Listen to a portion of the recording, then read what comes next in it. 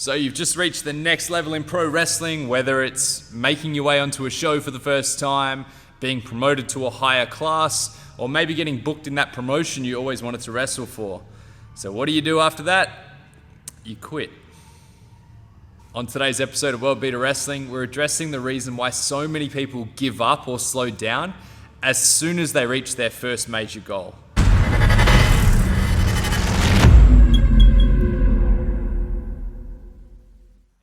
I think for me, I found it a motivating thing to reach goals. It made me want to work harder.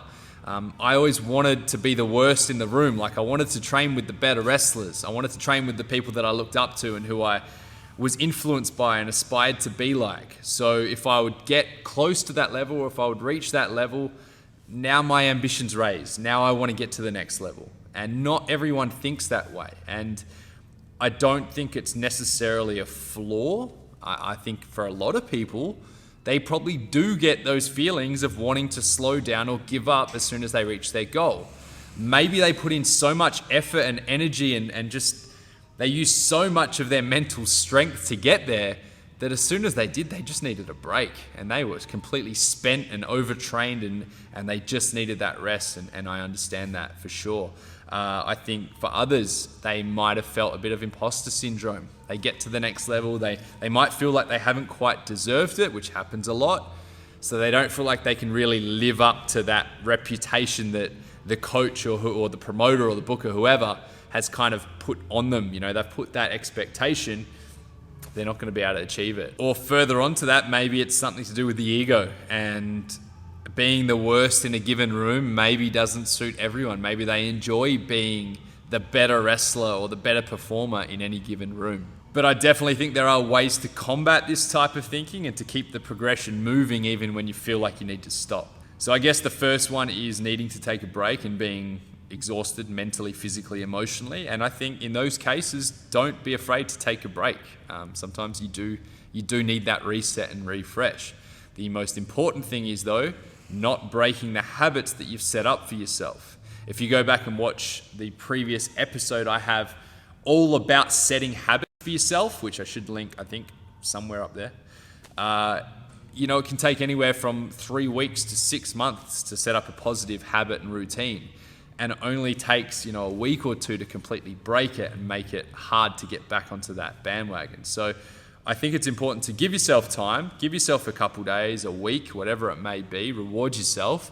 But then as soon as you possibly can, get back on the mats, get back to training, and just keep pushing forward. In terms of imposter syndrome, I've definitely felt that one, but I think you really do have to trust the people around you. If your coach has promoted you to the next level, it's obviously because they've seen something in you and they believe that you're suited there.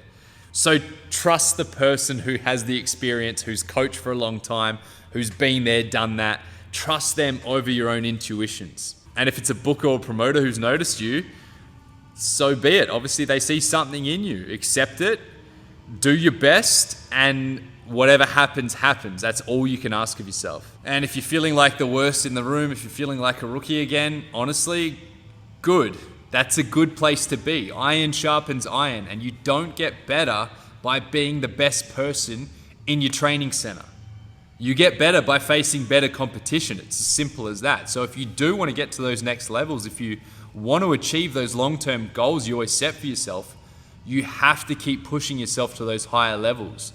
It takes a hit to the ego. It's not easy to do, but it's absolutely necessary unless you want to get lost in the shuffle. Trust me, there's never any sympathy for the guy that disappears into thin air.